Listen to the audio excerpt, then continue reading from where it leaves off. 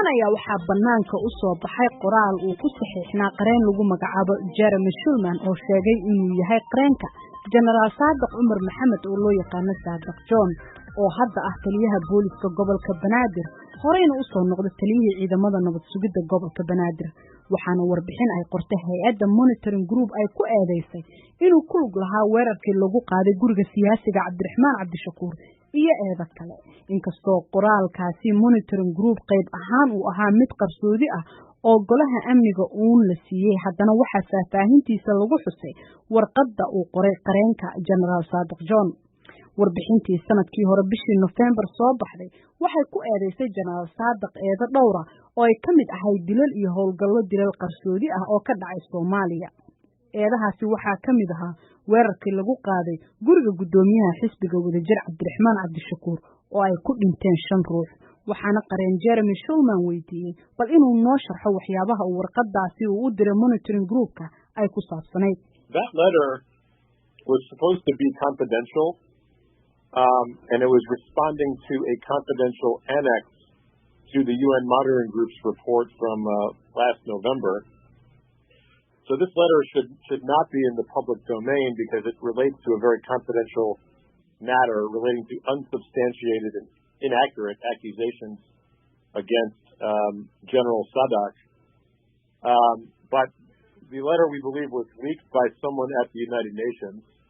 possibly someone related to Mr. Bahadur or the panel of experts. We don't know. Marka aan cadeeyo warqadaas waxay ahayd inay ahaato mid sir ah waxayna jawaab u ahayd lifaaq isla sir ah oo loogu jawaabayay warbixinta guddiga dabagalka qaramada midoobay oo soo baxday Novemberkii hore marka warqadani ma ahayn inay banaanka taalo waxay la xiriirtaa arrin sir ah taasoo iyaduna la xiriirta eedan sal lahayn oo aan sax ahayn oo liddi ku ah Generaal Saadiq hase yeeshee waxaan aaminsanahay in warqadda uu dusiyay qof qaramada midoobay ka tirsan laga yaabay qof xiriir la leh Mr. Bahadur amaba kooxda khubarada ma garanayo qofkaas laakiin maadaama hadda ay warqaddu banaanka taalo iyada ayaa isku hadlaysa haddii aan soo koobo warqadda waxaa loogu talagalay in lagu diido waxa kooxda dabagalku ay ku sheegeen warbixintoodii 28 November si buuxda oo dhammaystiran aan ku cadaynay in sheegashooyinkaasi ay been yihiin sal iyo cadeymana aanay lahayn taxadarna aan laga samayn isla markaasna dhaawacaysa sumcadda iyo magaca wanaagsan ee qof hufan oo sarkaal muhiim ah ka ah dawladda Soomaaliya faahfaahin badan ayaa ku qoran warqadda laakiin muuqaalka guud waa waxaan hadda iri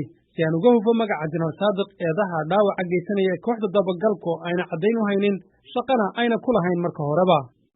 sidoo kale waxaan la xiriiray Jay Bahadur oo ahaa xiriiryaha guddiga qubarada arrimaha Soomaaliya ee Monitoring Group wuxuuna ii sheegay in maadaama warbixintaasi ay ahayd mid qarsoodi ah oo uu golaha uun la wadaagay in uusan sharcigu u saamaxaynin inuu ka jawaabo wax su'aal ah oo warbixintaasi ku saabsan haddaba mid ka mid ah eedaha loo soo jeediyay Saadiq John waxaa ka mid ahaa inuu hogaaminayay weerarkii guriga Cabdiraxmaan Cabdishakuur oo ay ciidamada dawladdu qaadeen kaasoo lagu dilay 5 ka mid ah ilaaladiisa Cabdiraxmaan Cabdishakuur ayaan weydiiyay sida weerarkaasi u dhacay bal haddii uu dib wax yar inoo xasuusiyo ciidanka 17 December 2017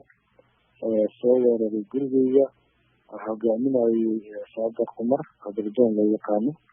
oo markaas ahaa taliyaha nabad sugidda gobolka Banaadir iyo ciidanka hogaaminayay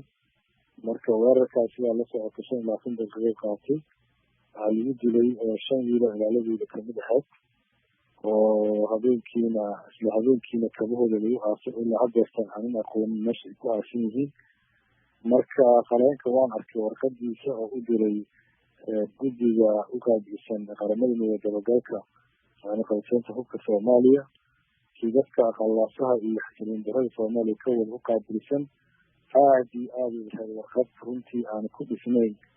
wax oo adilla ah iyo wax cadeyna aan ku dhisnayn qof oo la soo warsaday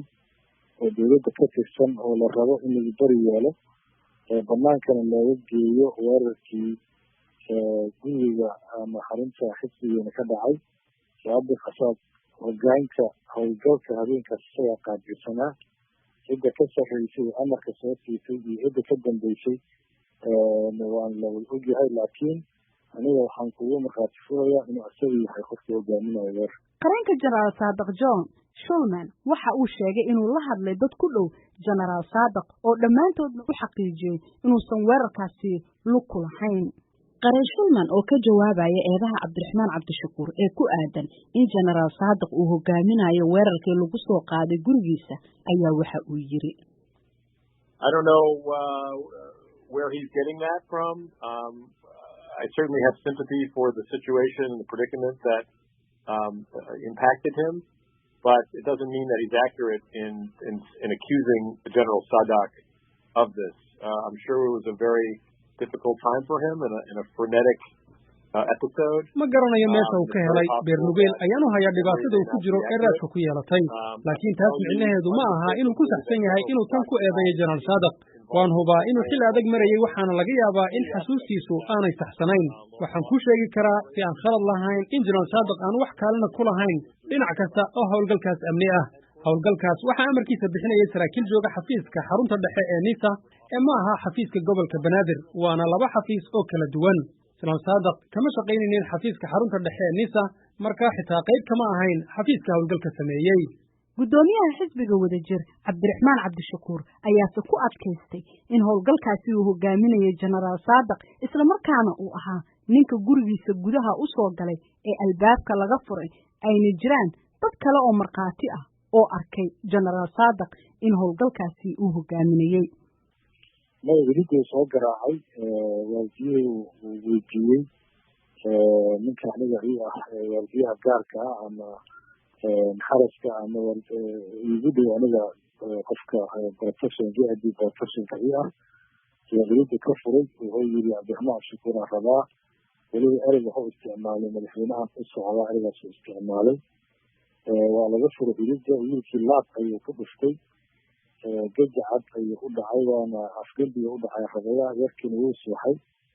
ilaa weerar ka dhamaadana wuu suuxsanaada kabacdina wiilashii ayay dileen labaad hay'ad dibnad ciyaarayay Saadiq waan maqlay codkiisa waan arkay darkuu qabaan ogahay nooca u yaalay meesha taagnaayaan ogahay kaligeena maanta laba qofood oo kale guriga ku jirtay yaa joogtay iyo dad kale fara badan wax ma hadda qarsan isagaa hogaaminaya ciidanka isagaa mas-uul ka ahaa isagaa operationka madax ka ahaa guriga waxaa gudaha usoo galay 5 qofood oo markii weerarka uu dhamaado dhowr 20 daqiiqo oo socday sida ku xusan qoraalka uu diray Qareen Shulman dadka marqaatiga ah ee uu qareenku xuso waxaa ka mid ah Cabdullaahi Maxamed Cali Sanbalolshe taliyihii hore ee nabad sugidda Soomaaliya oo uu Saadiq hoos iman jiray balse xilliga weerarka uu dhacayay aanan xafiiska joogin xilkana aanan haynin waxaana aan weydiiyey waxa uu ku saabsanaa marqaati furkiisa markii horeysay waan isaragnay sarkaalkaas isaga ahoo abukaataha u ah ama qareenka u ah Saadiq su-aalaha uu weydiiyena way koobnaayeen 4 ilaa 3 ayayna ahaayeen waxayna ahaayeen kow xilligan Saadiq isbaranay muddadan isku shaqaynaynay habdhaqankiisa shakhsiga wixii aan ka garan karo wixii aan ka ogaay aan u sheegay marka waxaan maqaatiyan ku kacay waxay ahayd wixii aniga iga quseeyay intii aan wada shaqaynaynay aniga iyo Saadiq wixii aniga iga dambeeyayna wixii hadda uu geystay ama oo dhibaato ama aniga operationska qaarkiis wax aan ka sheegi karo intii ma jirin intii aan ogaayna waan ka sheegay Cabdiraxmaan Cabdishakuur ayaa sheegay in dacwadooda laga qaban waayo oo ay xir ilaalintu diiday inkastoo aysan BOA-du xaqiijin wuxuu xusay inuu la tashiyo la yeelan doono qareeno kale oo dacwad dalka dibadiisa ah uu furi doono dhawaan isagoo ku eedeeyay dawladda in ay doonayso in lacagtii dadka ay ku difaacdo shakhsi dambi galay dawladda waxaa laga rabaa haddaysan Saadiq howlgalka hogaaminayna anaga indhahana ku aragnay waa ninkii hoogeyna iyo xarunteena soo weeraray dawladda waxaa laga rabaa hadday Saadiqeen qofka weerarka geysanaysa cidda geystay weerarka kala ayaan la wadnaa qareeno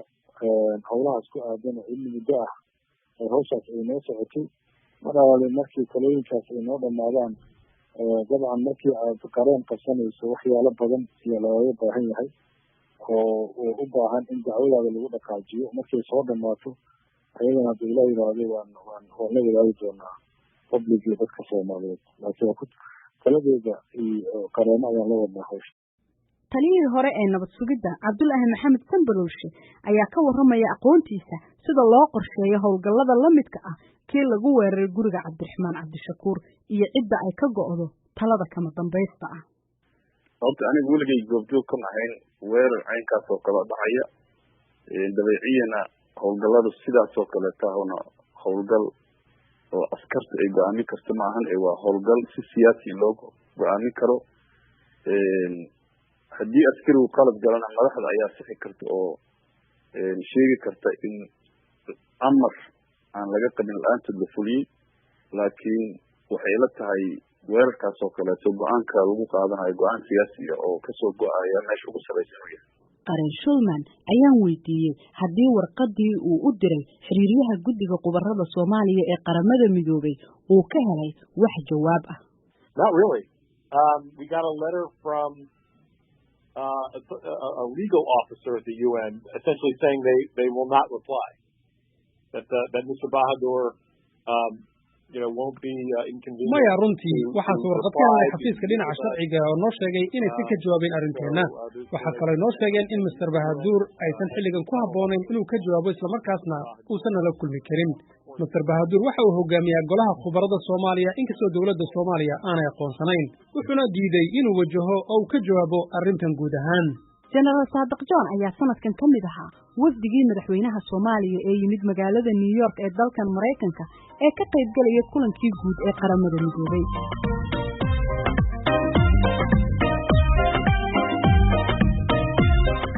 Dhegeystayaal waxaa naga xasuusina inaanu isku daynay in aynu la xiriirno General Saadiq si uu uga jawaabo eedahan waxaana dhinaciisa wakiil ka ahaa oo u hadlaaya qareenkiisa Jeremy Shulman. inta ayaan ku soo gabagabaynaynaa barnaamijkii bandhiga VOA inta mar kale dib u kulmi doono nabadgelyo